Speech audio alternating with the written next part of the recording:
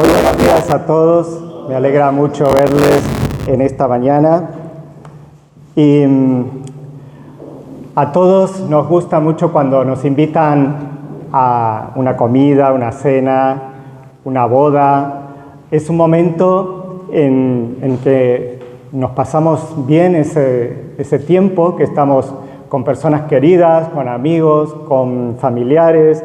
Se vive un ambiente de fiesta y, como decía recién, en pocas palabras, lo pasamos bien. Eso lo resume todo, ¿no? Y Dios nos invita hoy a un banquete espiritual que es eterno. ¿Y qué responderías tú si recibieras una invitación que es la más importante de tu vida? Bueno, pues hoy en Lucas 14, este capítulo que hemos estado leyendo ahora, Jesús aprovecha una comida para enseñarnos sobre la humildad, para enseñarnos sobre la generosidad, pero sobre todo nos hace la invitación de Dios a su reino. Allí, en esta comida, Jesús nos cuenta dos parábolas. Una sobre una boda y otra sobre una gran cena. En los versículos del 1 al 6 de este capítulo, Jesús está en una comida. Como dijimos, había sido invitado por un gobernante que era fariseo, y vemos que Jesús enfrenta la hipocresía de los fariseos, mientras que muestra a su vez la disposición de Jesús de acercarse a personas que incluso lo rechazan. La mala actitud en el corazón del invitador de Jesús y de los invitados que estaban allí hacen que un disparador para que Jesús nos narre estas dos parábolas en esta comida y en la que se las cuenta a los presentes que están ahí y que han llegado hasta nuestros días para nosotros. En los versículos del 7 al 11, vamos a leerlo. Mientras Jesús estaba en esa comida, dice que observando cómo escogían los primeros asientos a la mesa, refirió a los convidados una parábola, diciéndoles: cuando fueres convidado por alguna boda, no te sientes en el primer lugar, no sea que otro más distinguido que tú esté convidado por él. Y viniendo el que te convidó a ti y a él, te diga: da lugar a este. Y entonces comiences con vergüenza a ocupar el último lugar. Mas cuando fueres convidado, ve y siéntate en el último lugar, para que cuando venga el que te convidó te diga: amigo, sube más arriba. Entonces tendrás gloria delante de los que se sientan contigo a la mesa, porque cualquiera que se enaltece será humillado, y el que se humilla será enaltecido. Y este párrafo se resume solo con una palabra. Si queremos resumir todo lo que Jesús habla ahí, y esa palabra es humildad.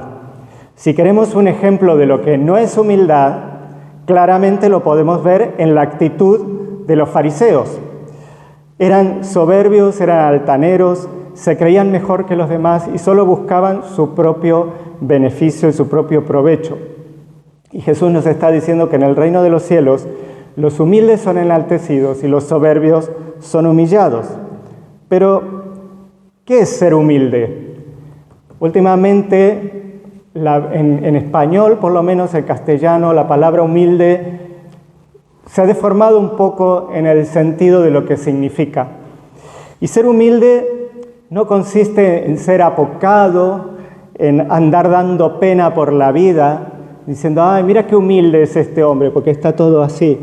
Ni tampoco son humildes los que carecen de recursos económicos, porque se utiliza mucho esta palabra para referirse a la gente que tiene pocos recursos económicos. Son humildes, ¿no? Tal vez hay una persona de pocos recursos económicos que es un soberbio.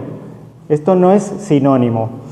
También a veces se refiere a personas, es una persona muy humilde porque es una persona que no tiene estudios, que no fue al colegio, que no tiene capacitación, y tampoco humilde es sinónimo de persona sin capacitación. La RAE, el diccionario, la Real Academia Española lo define y me gusta mucho la definición que da y se las voy a compartir. Dice que ser humilde es la virtud que consiste en el conocimiento de las propias limitaciones y debilidades y en obrar de acuerdo con este conocimiento. Cuando racionalizamos nuestras debilidades, nuestras limitaciones, las reconocemos y en base a eso obramos, es cuando es una virtud. Y delante de nuestro Dios Todopoderoso, nosotros somos limitados y somos débiles. Y ahí es cuando tenemos que reconocer, como dice esta definición, nuestras propias limitaciones y debilidades. Y obrar de acuerdo a eso. Seamos quienes seamos, tengamos el puesto que tengamos o los conocimientos que poseamos, nada es comparable a la grandeza de Dios. Y así debemos reconocerlo. En base a eso debemos obrar, en base a eso debemos actuar. Siguiendo el ejemplo del mismo Cristo cuando estaba aquí en la tierra. Él mismo nos dijo, yo os doy ejemplo, sean mansos y humildes como lo soy yo, ¿no? Y luego de esta lección de humildad que le da Jesús a estos fariseos, en el versículo 12 hasta el 14, Jesús continúa hablando. Dijo también al que le había convidado, cuando hagas comida o cena, no llames a tus amigos, ni a tus hermanos, ni a tus parientes, ni a vecinos ricos. No sea que ellos a su vez te vuelvan a convidar y seas recompensado.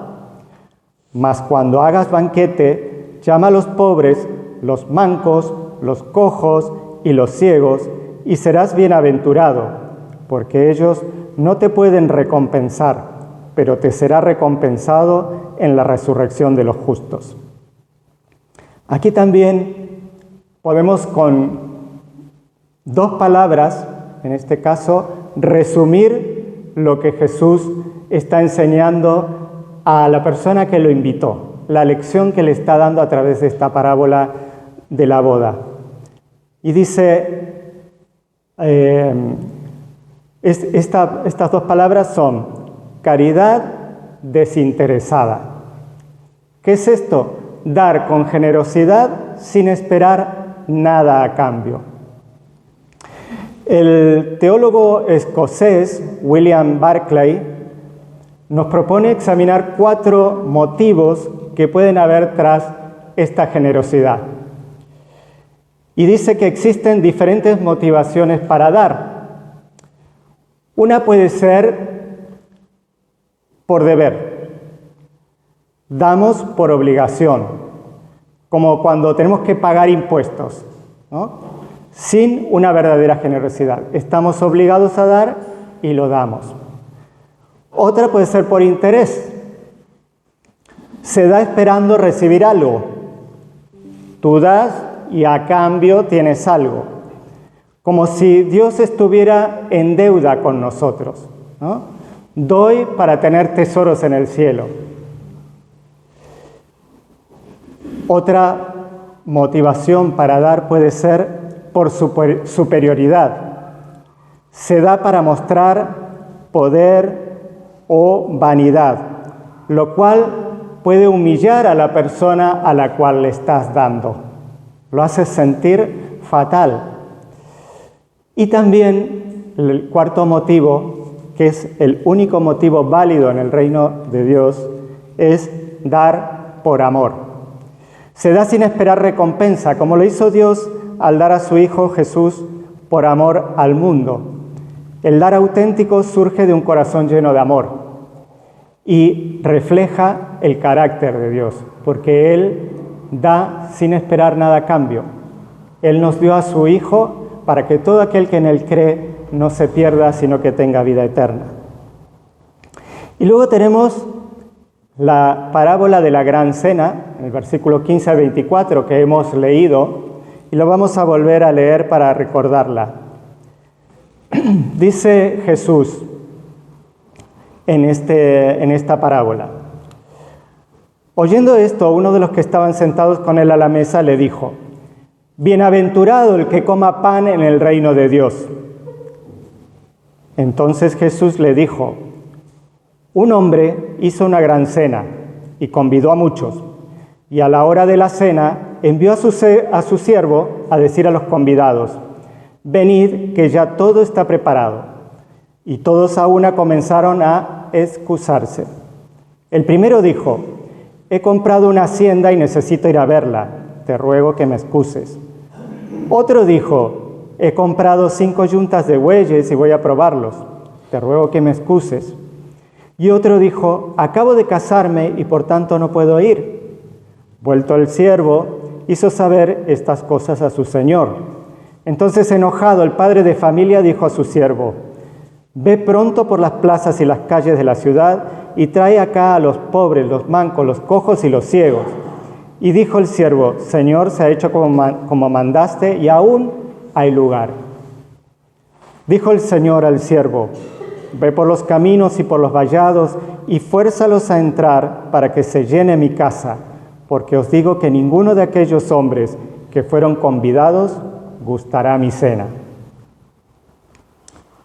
Este mismo teólogo que cité hace un momento, Barclay, nos comenta que los estudiosos de la cultura judía nos cuentan que entre los judíos hay una antigua historia en la que después de la llegada del Mesías va a haber un gran banquete y en ese banquete los platos que se van a servir van a ser uno que es el Leviatán, que es un monstruo marino que se relata en Job 41 está, y que sería el plato de pescado, ¿no? Y luego el segundo plato sería Behemoth, también en Job lo nombra, que sería el plato de carne. Y ese que estaba en la mesa y exclamó: dichoso el que participe del banquete del reino de Dios, estaba pensando seguramente, o conocía seguramente esa historia, porque en ese momento era conocida por todos los judíos. Y más que estos eran fariseos, ¿no? Eran estudiosos de la Biblia. Aunque aquí no lo aclara, ni siquiera aclara si el que exclamó era fariseo. Lo suponemos porque era una mesa en la que estaban varios fariseos. Pero lo que sí estamos seguros es de que esta persona que exclamó esta frase era judío, por lo menos. De esto sí lo sabemos. Porque lo que él dice excluye a todos los que no sean judíos, excluye a los gentiles, ¿no? Estos bienaventurados, él está pensando en los judíos. Y además, por su doctrina, por lo que ellos enseñan, sabemos que excluye a los judíos pecadores. Solamente él se está refiriendo a los buenos judíos. Por eso Jesús le cuenta esta parábola de la gran cena, para aclarar varios puntos que los judíos no tenían presentes en sus enseñanzas, para aclarar lo que Jesús venía a comunicar, a transmitir, el mensaje que él traía para el mundo y para los judíos, en primer lugar. Y en esta parábola, en primer lugar, encontramos que hay una invitación. Como decíamos al principio, ¿no? Qué emoción cuando nos invitan a una fiesta. Estamos todos contentos y a ver qué nos ponemos y esperando ese día con ansias, que llegue ese día de la fiesta para ir y disfrutar ese momento, ¿no? Y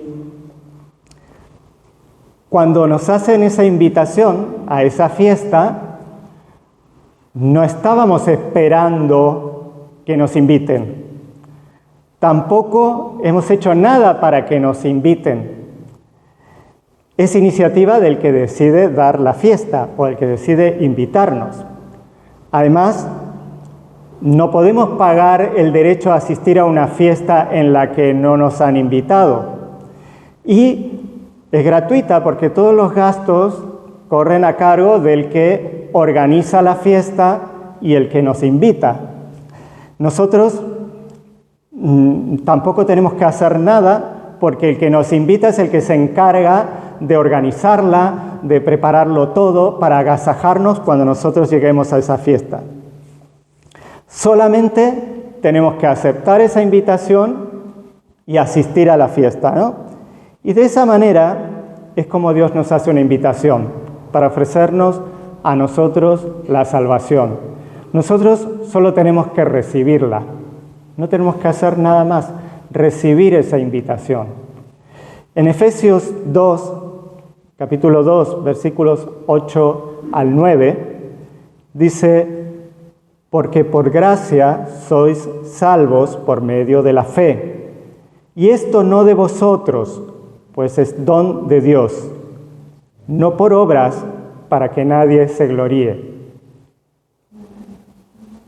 ¿Has aceptado ya esa invitación de Dios en tu vida?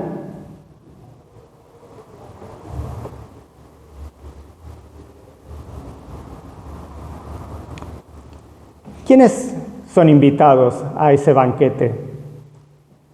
En primer lugar, los primeros invitados fueron los judíos.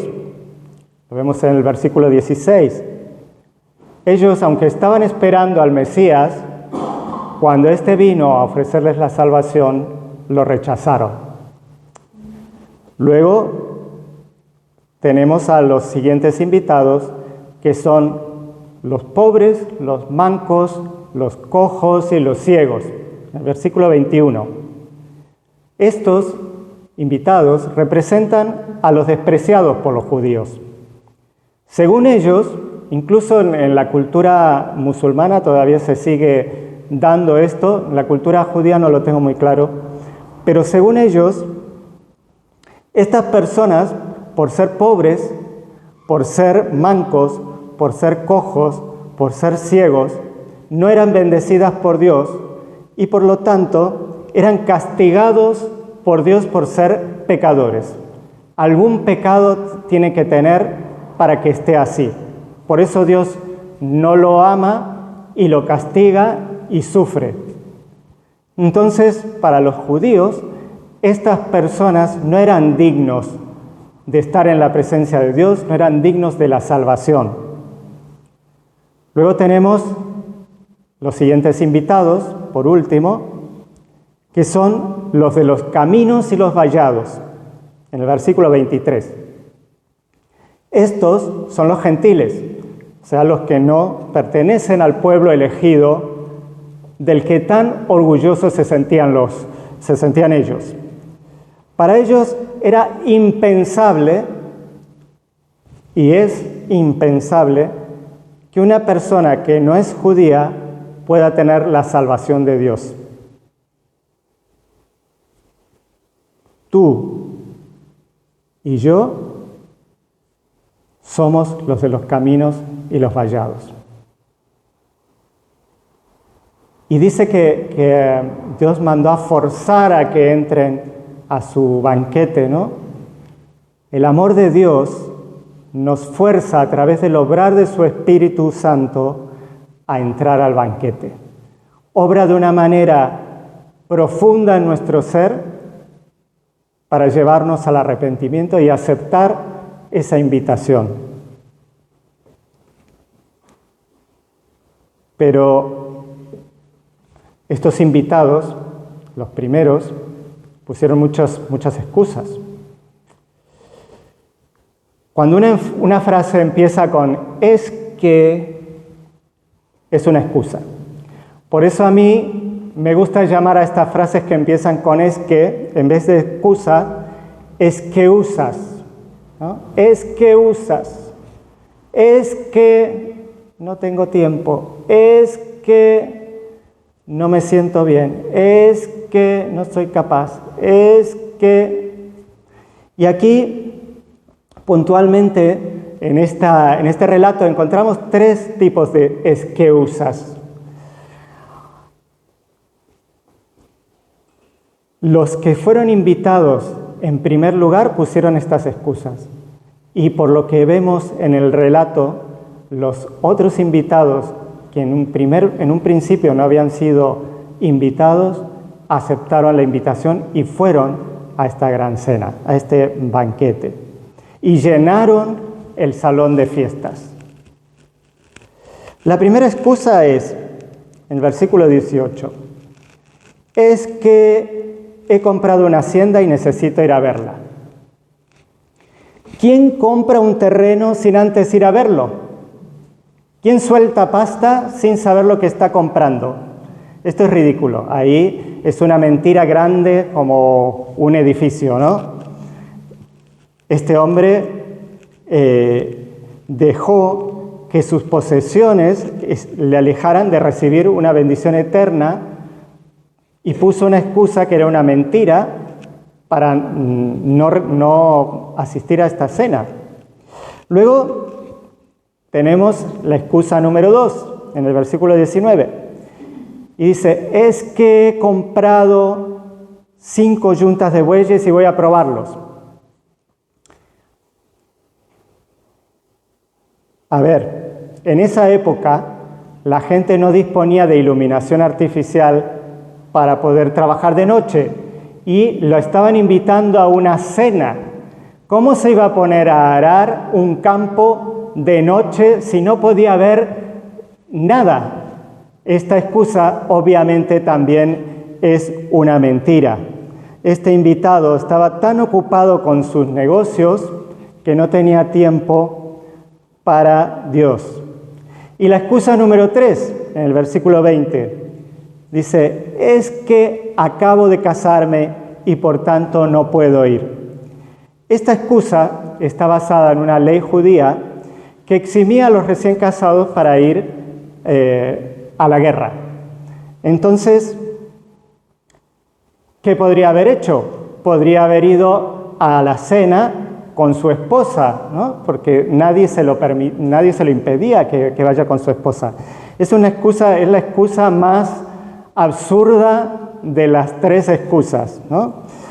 Él estaba anteponiendo, podemos decir, los afectos naturales a tener una relación con Dios. Y muchas veces, muchas personas dicen, es que no tengo tiempo para Dios porque tengo que pasar tiempo con mi familia. Y esto es algo bueno, pero hay tiempo para pasar con la familia y hay tiempo para Dios. Y cuando anteponemos otras cosas a Dios, no estamos poniendo las prioridades en el lugar correcto. Y ahora la pregunta es, ¿te sientes identificado con alguna de estas 3 excusas o, como dije antes, excusas? Dios tiene una invitación impresa para ti. Sí, impresa. Y está escrita en la sangre de Jesucristo. Y te invita a ti a la gran mesa de la salvación. Y lo vuelvo a repetir. Dios tiene una invitación impresa para ti y está escrita en la sangre de Jesucristo. Y te invita a ti a la gran mesa de la salvación. ¿Hay alguna de estas excusas o otra que te ha impedido aceptar esa invitación de vida eterna? Obviamente Jesús no estaba hablando de una cena física, ¿no? Esta parábola ilustra cómo Dios ha preparado el reino de Dios para todos y nos invita a aceptar su salvación. Y en conclusión, hoy a través de este párrafo en el que Jesús estaba en una comida, hemos visitado 3 escenarios. Una comida en la que Jesús nos demuestra que no hace acepción de personas. Él se acerca a todos, por más pecadores que sean, para compartir su mensaje de amor y redención. Y luego 2 parábolas. Una sobre una boda en la que la humildad y la generosidad desinteresada son protagonistas. Y otra sobre una cena en la que Dios nos invita a recibir la salvación. Y les recuerdo la frase que hemos repetido. Dios tiene una invitación impresa para ti. Está escrita en la sangre de Jesucristo.